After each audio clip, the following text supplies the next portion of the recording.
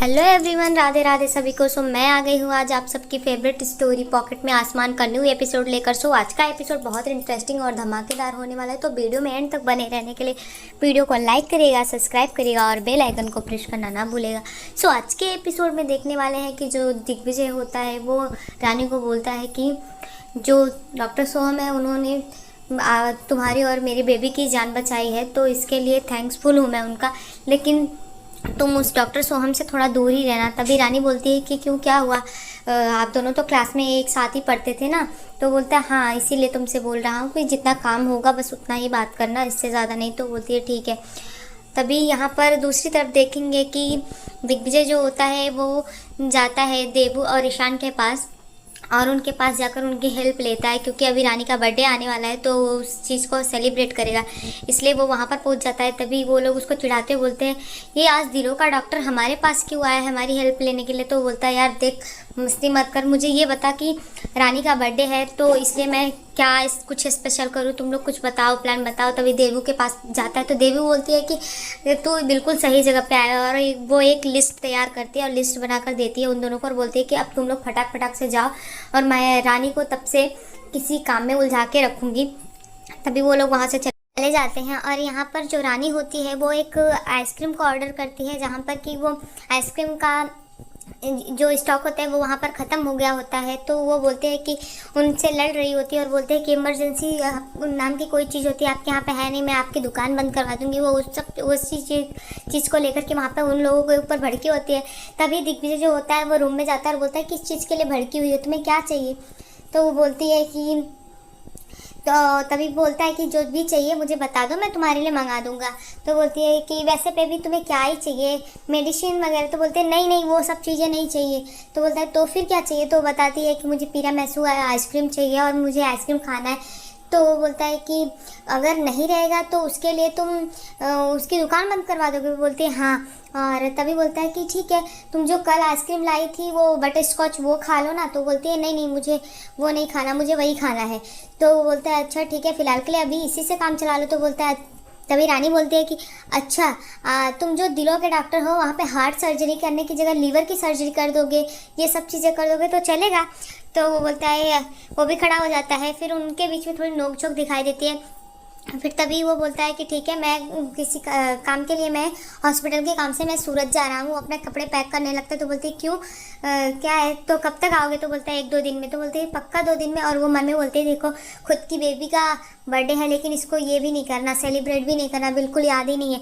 एक मैं थी कि मैं ही इंटरेस्टेड थी इसके बर्थडे पर हर चीज़ के लिए। देवू आ जाती है और तो बोलती है डीजे कहीं गया है क्या? तो बोलती है हाँ काम से गया है, वो हॉस्पिटल का काम है, वो गया है सूरत और बोला है कि 1-2 दिन में आएगा, तो देखना उसको मेरा बर्थडे भी याद नहीं है। तो बोलती हाँ होगा, काम हो गया है तो आ जाएगा। वो थोड़ा टांग खिंचाई करती है, उसको नोक झोंक में रहता है, तो वो सब तो उनका प्लानिंग रहता है, तो वो ऐसा बोलते हैं। यहाँ दूसरी तरफ देखेंगे कि जो अनीसा होती है वो यहाँ पर आई होती है और तभी उसको देख करके जो पिंकी होती है वो बोलती है अरे अनीशा तुम, तो बाकी घर वाले भी वहाँ आम चेक कर रहे होते हैं और आम काफ़ी आए हुए होते हैं, तो उसका स्वाद लेने के लिए सब लोग चेक कर रहे होते हैं। यहाँ पर बा जो होती हैं वो हर चीज़ टेस्ट करती है। तभी वो बोलती है बा आप ये सब छोड़िए, आप ये प्रसाद लीजिए वैष्णो देवी का। और तभी बोलते हैं वो बा जो होती है वो प्रसाद ले लेती है। तभी वो बात करते हैं तो बा जो बोलते हैं कितना अच्छा होता तू अगर इस घर की बहू होती तो। तभी जो नारायणी होती है वो बोलते हैं कि बहू नहीं, ये बेटी ही सही है। तो वो ये चीज़ ये देख कर के अनीशा को बुरा लगता है, लेकिन वो फिर बातें बनाते हैं क्योंकि अभी तो उसकी चाल चालू है, वो कुछ भी चाल चलने वाली है। तो बोलते हैं कि ठीक है, नहीं आंटी आप सही गए। और तभी यहाँ पर आप दूसरी तरफ देखेंगे कि जो रानी के पापा होते हैं वो रानी की हर चीज़ों को देख करके याद कर रहे होते हैं, उसके बर्थडे पे उसने क्या गिफ्ट किया था, क्या नहीं दिया था, ये सब चीज़ें, उसके खिलौने और हर चीज़ देखते हैं। तभी उसकी भाभी जो होती है वो चाय लेकर आती है, तो वो बोलती है क्या हुआ पापा? तो बताते हैं कि ये देखिए रानी के बर्थडे पे मैंने ये सब चीज़ें गिफ्ट की थी और मेरा एक ही वसूल रहता था कि सबसे पहले मैं ही उसे बर्थडे विश करता था। तो वो इस चीज़ से खुश हो जाती हैं। तभी वो सारी चीज़ें बताते हैं और बोलते हैं कि हालांकि रानी तो अपने यहाँ पर बहुत खुश है, उसको उसका ससुराल हो गया है। तो वो बोलती है हाँ पापा उसके ससुराल में सब बहुत अच्छे हैं, बहुत अच्छा है, सब बहुत ख्याल रखते हैं उसका।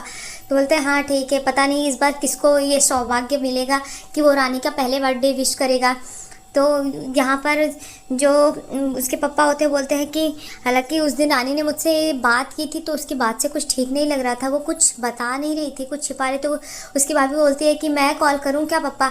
तो बोलते हैं नहीं नहीं, इसकी ज़रूरत नहीं है, अब उसका ससुराल हो गया है, अब वो मायके के साथ साथ उसका ससुराल भी है, तो वो कुछ चीज़ें हो सकता है वो नहीं बताती हो। तो बोलते हैं हाँ पापा ऐसा होता है कि शायद इसीलिए बेटियाँ पराई कही जाती हैं।